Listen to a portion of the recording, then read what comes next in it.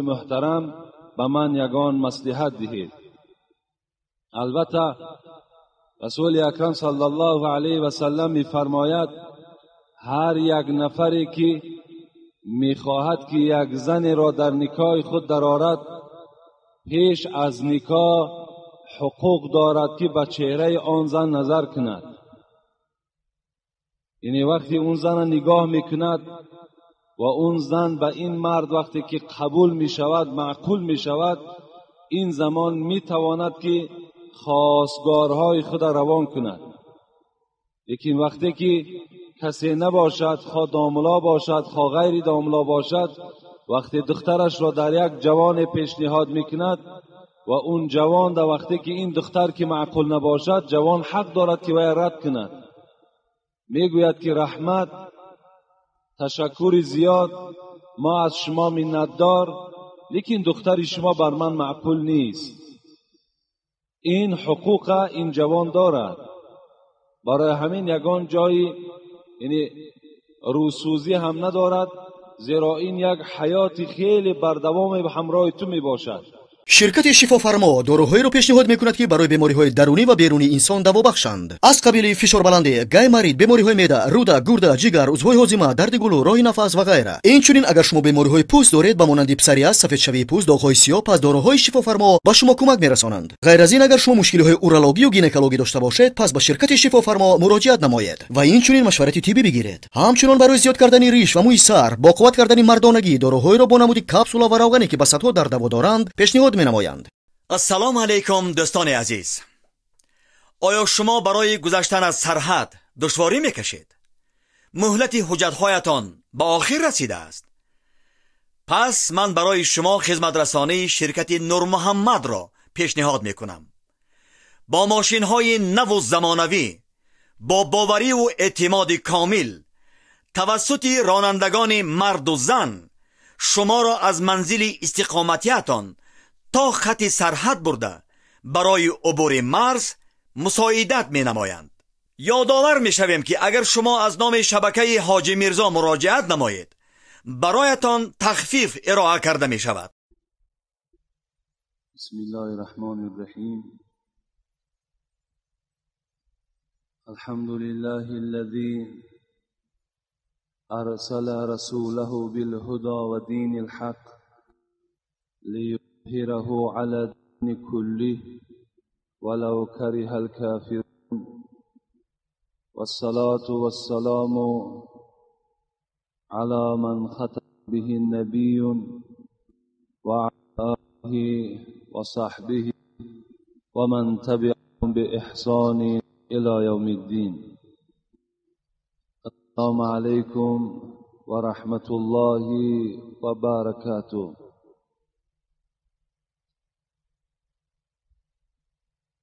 حضرت انس رضی الله تعالی عنه میگوید من 10 سال در خدمت رسول اکرم صلی الله علیه و سلم بودم. با رسول اکرم یک جایه بودم، با او خدمت میکردم، با او آب طهارت میدادم و حبیب خدا چنان یک فعل داشت که بار هم بر من نگفت که این کار تو خوب است یا ناخوب است، این کار را درست کردی یا نادرست کردی. چی یک اخلاق نمونه داشتند.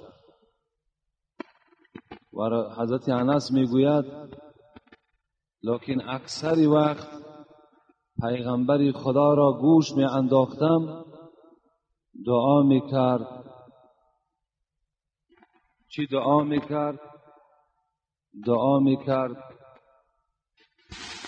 و پناه از عذاب قبر می کرد. از این خاطر من هم می خواهم پیش از آغاز صحبت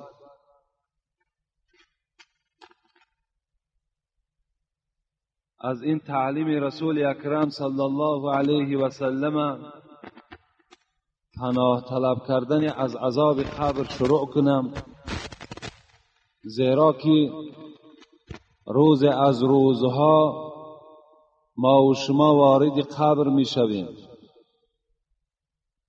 و در قبر گفت رسول اکرم صلی الله علیه و سلم که فتنه های وجود دارد، حتی وسواس شیطان هم در قبر وجود دارد. از این خاطر دست به سوی پروردگار می برداریم و دعا می کنیم که خدای مهربان اولا سکرات مرگ را به تمام این قوم جمع ما خدای آسان بگردان و خدای مهربان کلمه های شهادت و طیبه را در حالت سکرات مرگ بر زبان ما رانده بگردان و خدای مهربان زمانی که ما را در قبر میگذارند قبر ما را به باغ از باغهای جنت مبدل بگردان و قبرهای ما را پروردگارا منور بگردان و هر فتنه هایی که در داخل قبر ما هست خدایا با فضل خودت به حرمت این روز جمعه خدایا آن فتنه ها را دور بگردان و خدای مهربان گذشتگان ما را هم رحمت و مغفرت بگردان، قبرهای گذشتگان ما را هم پرنور بگردان، عذابها را از داخل آنها بیرون بگردان و خدایا بیماری هایی که هست همگی را شفای کامل و شفای عاجل نصیب بگردان.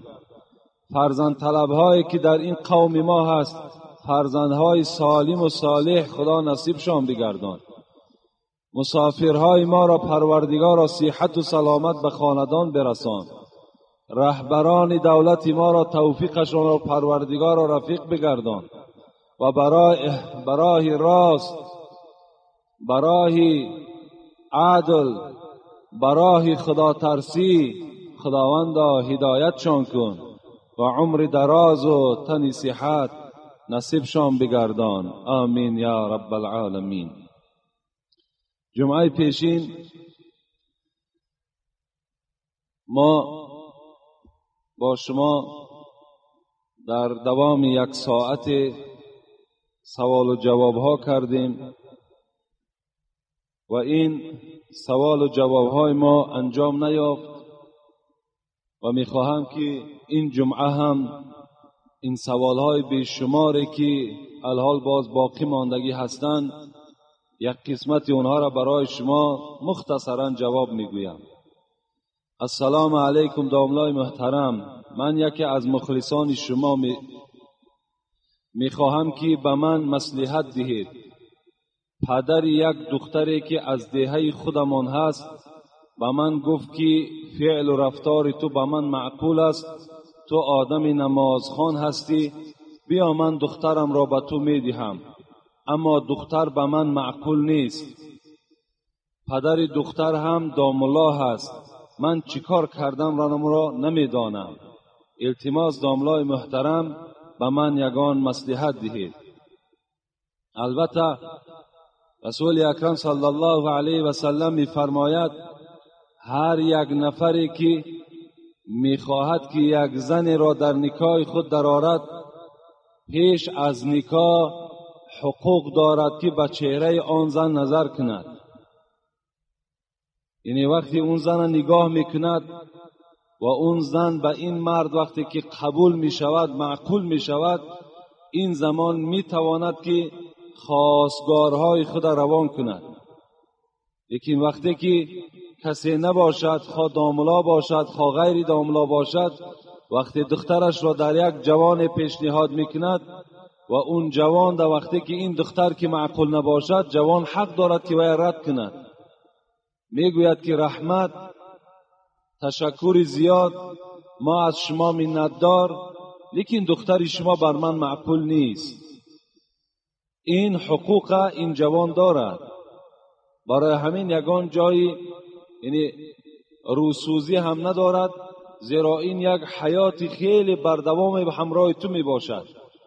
وقتی از روز اول که در تو معقول که نباشد، برای تو زندگی دیگر لذیذ و شیرین نمیگذرد، زیرا در دل تو پسند نیست، در دل تو معقول نیست. لیکن جوان عزیز، من حدیث از پیغمبر خدا را برای تو قرائت میکنم که پیغمبر خدا میگوید تنکح المرأة لأربع، شما دخترها را ای جوانها از 4 جهت میگیرید: لجمالها ولمالها ولحسبها ولدینها. شما دخترها را از 4 جهت اهمیت داده و در نکاح می‌دارید. اول، بسیار جوانهایی هستند که فقط جمالدار میکابند. بسیاری از جوانهایی هستند، دوم گفتم پیغمبر، که مالدار میکابند. بسیاری از جوانهایی هستند که دخترهای وظیفه‌دار را میکابند.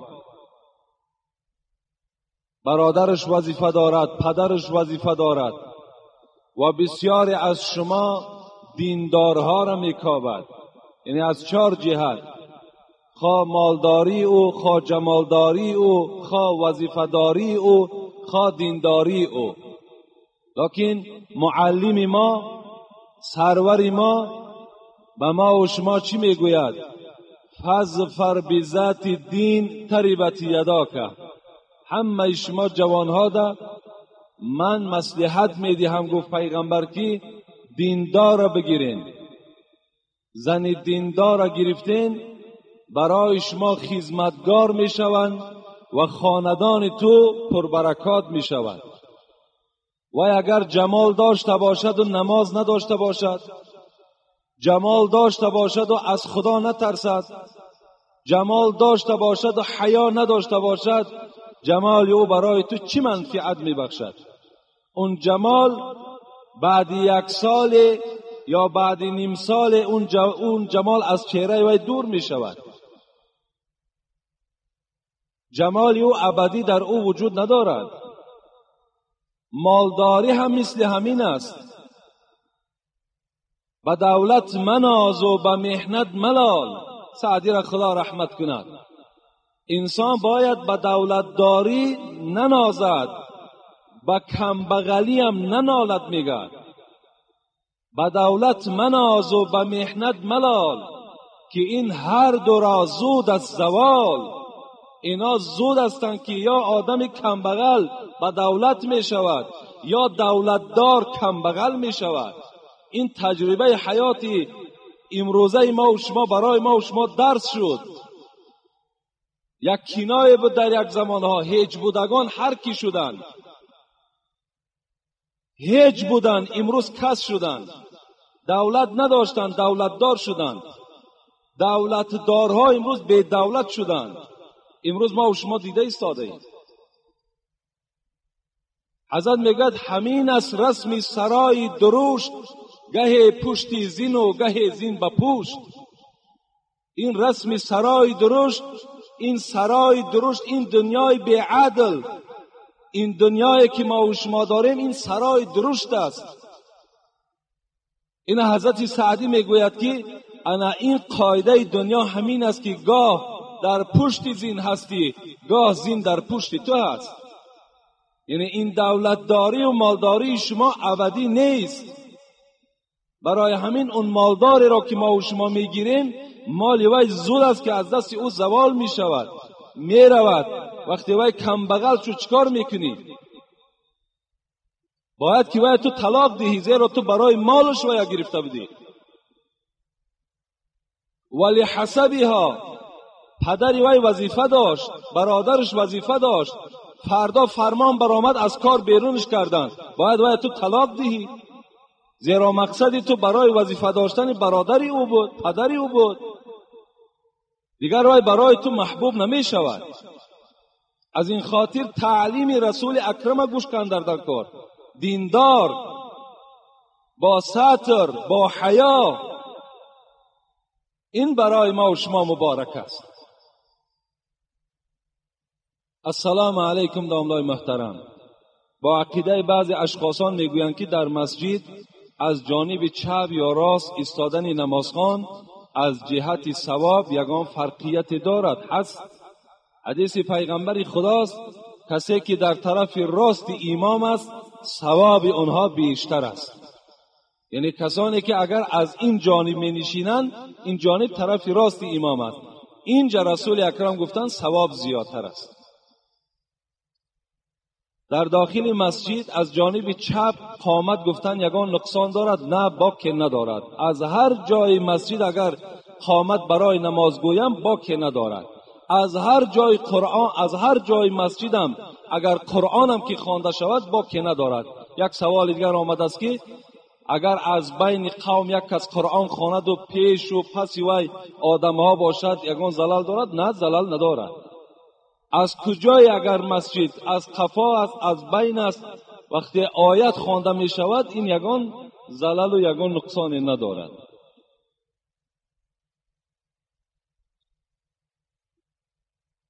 محترم حاجی میرزا، ما یکی از مخلصان شما از شهر دوشنبه فهمیدن میخواهیم که شعرهای عمر خیام در کدام موضوع نوشته شده است. میخواهیم که در یکی از نمازهای جمعه سخن گویید. این عمر خیامه که این فیلسوف خدا رحمت و مغفرتش کند که امروز اکثر شراب خورها، اکثر حرام خورها میگویند گویا که شعرهای عمر خیام یعنی فقط به خمر و به مینوشی دلالت میکند. این البته به البته غلط است و خطا است. عمر خیام نفری هست که اولین همین جدول مندلیو میخونده ما و شما در مکتب از خیمیا. انا همین جدول مندلیو اولین خیمی که در روی دنیا عمر خیام است. کشفیات این از طرف عمر خیام شدگی است. این حضرت در باب توحید، در باب خدا ترسی، عشق به پروردگار صحبت‌های زیاد دارد. میگوید فریاد که عمر رفت بر بیهوده، فریاد که عمر رفت بر بیهوده، هم لقمه حرام و هم نفس آلوده، فرموده اینا کرده سیاه رویم کرد، فریاد ز کرده های نافرموده. چه معنی های خیلی زیاده دارند. یا دیگر شعری او را میگوییم دانی که سپیددم خروزی سحری، هر لحظه چرا همه کند نوحگری؟ چرا همین خروزی سحر فریاد میزند ای صاحب خانه از خواب بخیز؟ دانی که سپیددم خروزی سحری، هر لحظه چرا همه کند نوحگری؟ یعنی که نمودن در آینه صبح از عمر شب گذشت تو بیخبری. ای غافل از خوابت خیز، از عمر تو یک شب گذشت، چی بندگی به خدا کردی؟ میگوید این برای تو این خیل میگوید. این را عمر خیام میگوید. خدا رحمت کند عمر خیام. یگان خیالاتی بد نسبت این نگذرانید. اینا همه فیلسوف، همه این عالم های برجسته اسلام هستند. در یک شعرش میگفت که من در بسیاری از موعظه ها در معرکه ها میگویم گر از پی شهوت و هوا خواهی رفت. این تعلیل حدیث است. گر از پی شهوت و هوا خواهی رفت، از من خبرت که بینوا خواهی رفت. ای انسانی که تو امروز از پی نفس، از پی خواهش نفست حرکت کردیستی، یقین دان میگوید سوره یوسف این النفس لعمارة بالسوء، این نفس شما دشمن شماست. این تحلیل آیت است. گر از پی شهوت و هوا خواهی رفت، از من خبرت که بینوا خواهی رفت. بینگر، حضرت میگوید همه شما را خطاب دارد، بینگر چی کسی و از کجا آمده ای؟ میدان که چی میکنی، کجا خواهی رفت. از کجا آمدی؟ از کجا آمدی؟ و برای چی آمدی؟ و چی کار کرده ایستاده ای و کجا می روی؟ این 4 چیز تحلیل که می گوید. ببین همه شعرهایی هست که فقط به سوی دعوت حقیقت، به سوی دعوت راست ما و شما را دعوت کردند.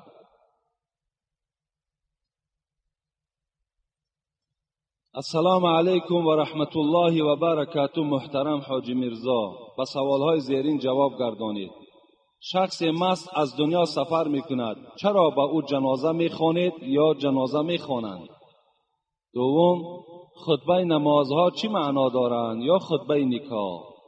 ای خطبه نکاح و خطبه جنازه، خطبه خود از کلمه خطاب است، یعنی خطبه ها هم سر به سر چی تحلیل های زیبا دارند، چی یک معناهای خیلی بلند دارند، لیکن افسوس که این جمعه های ما و شما یعنی فرصتی او را ندارد، وقتی او را ندارد که ما هر یک دانه خطبه را برای شما تحلیل کنیم، از جهت نرسیدن جای، از جهت در بیرون بدن مردم. دیگر ما وقتی نمیابیم که به شما خطبه را دانه به دانه تحلیل کنیم و الا انشاءالله اونقدر یعنی علم ذره داریم که همون خطبه ها را برای شما تحلیل کنیم، لیکن فرصتش نمیرسد. خطبه این یک خطابی هست، باید خطبه هم به موعظه گذرد. لیکن آدم های مستی که از دنیا میگذرند، چرا جنازه میخوانید یا میخوانند؟ در اصل ما چندین آدم های مست جنازه خواندیم، چندین آدم هایی که از گیرین مرده بودن جنازه خواندیم، لیکن همونها فرزندهای قوم ما بودند، فرزندهای کسانی بودند که در همین پهلوی من نماز میخوانند. از ما خواهش کردند که نماز همون را خوانده دهید. اگر من نمیخواندنم دیگر کس میخواندش. امروز یک شرایطی شده است که یعنی اگر چی من ردم کنم بگم همین انسان ایمان ندارد، حالا که من 10 دلیل دارم که آدمی مست از دنیا میگذرد یا آدمی که از گیرایی کشیدن میگذرد یا در راه دزدی میگذرد، اینا نفرهایی هستند که اگر تمام مولوی های دنیا جنازش خوانند و ایمان ندارد. لیکن امروز یک وضعیت شرایط شده است که وای باید به جنازه نماند. همه شما این شرایط و این وضعیت میدانید، لیکن یقین دارند که جنازه ما که خوانده می شود، لیکن وای هیچ یگان فایده از این جنازه ما برده نمیتواند. لیکن زیرا که وای خودش نجاست است، وای خودش بی نماز است، در او چگونه نماز ما درست می شود؟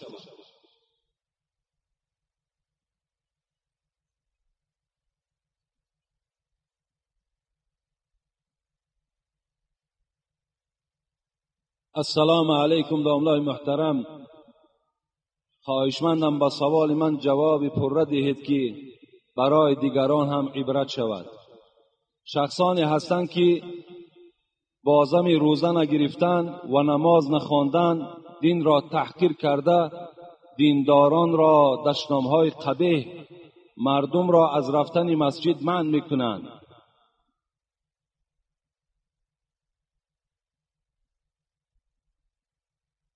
در اسلام جنازه کردن این چنین شخصان چی معنی دارد؟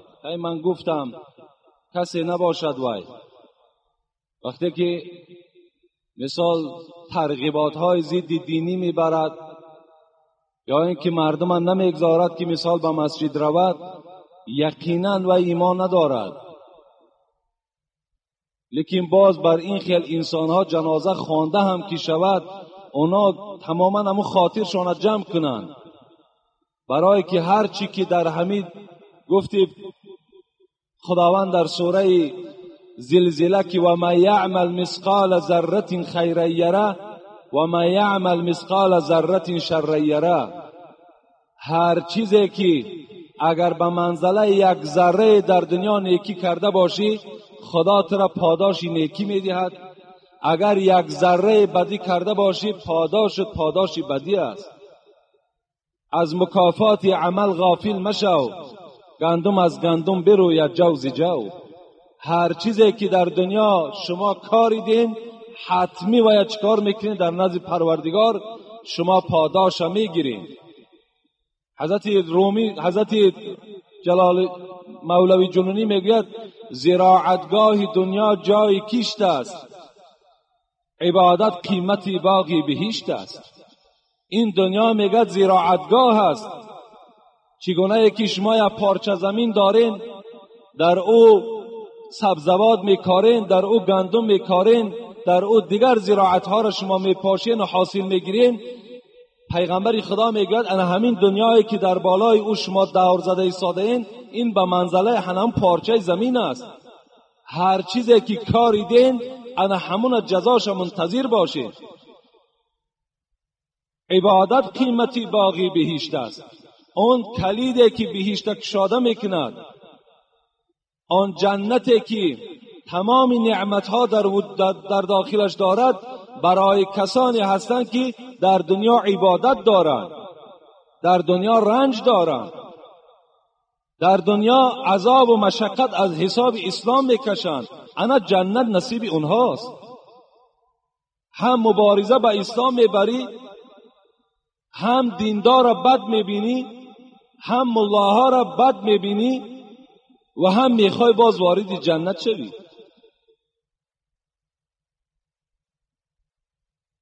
مولودی که در خانه حاجی گذرانیدید، بعد آن روز دیگر معرکه مینوشی و فسق و فجور گذشت. آیا این در نزد اسلام چگونه است و این حاجی چه حاجی است؟ با احترام مخلص شما، من نمیدانم که هستوی ما در کدام معرکه مولودم نی، بلکه یک معرکه پند نصیحت گذراندیم و بعدش اون حاجی باز معرکه مینوشی کردن، فسق و فساد کردن. آیا مثال چی مکافات دارد؟ هر یک انسان یعنی برای آنه که وی اون شب پند نصیحت تشکیل کرد، چی رحمت الهی در اون خانه ریختگی بود و چی برکات در اون خانه پیدا شده بود. یکی مبادایی که از پسش باز مینوشی شد و یقین داند که تمام اون فیض و برکات از اون خانه برداشته شد، اون ثوابها خط زده شد. در جای او چی می شود؟ عصیان نویسانده می شود. لیکن باور کنین شرمنده باد همون حاجی که در خانه او مینوشی می شود، در خانه او فسق و فساد می شود. وقتی در خانه داملا فسق و فساد شود، در خانه حاجی فسق و فساد شود، در خانه مولویش مینوشی شود، پس از این عامه مردم دیگر چی ماند؟ چی طلب کنیم؟ خر عیسی گر برش به مکه، گرچه آید هنوز خر باشد. عاقلان این سخن نکو دانند، زاده خر همیشه خر باشد.